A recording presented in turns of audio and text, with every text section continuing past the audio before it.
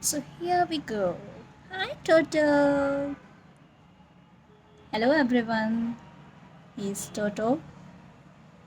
He's a Quaker parrot. He's very sweet and he's approx 5 to 6 months old, I guess.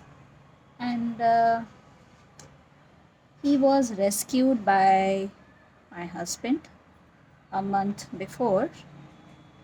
So we just thought to adopt him, and I was a little scared because I never wished to keep a bird in a cage.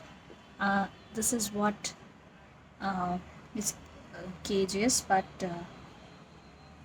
we mostly keep him around us and we take care of him. See, here he is because he likes to sit on lap or just move around. He needs somebody around him. Anyone. He don't wish to be alone. He don't like to be alone. So yes, and that is the thing I realized that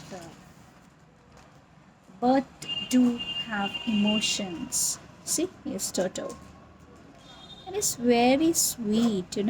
Later on, with some more videos, uh, you'll get aware about his activities and his actions and reactions because right now teachings are going on, but he speaks on his own whenever he wishes.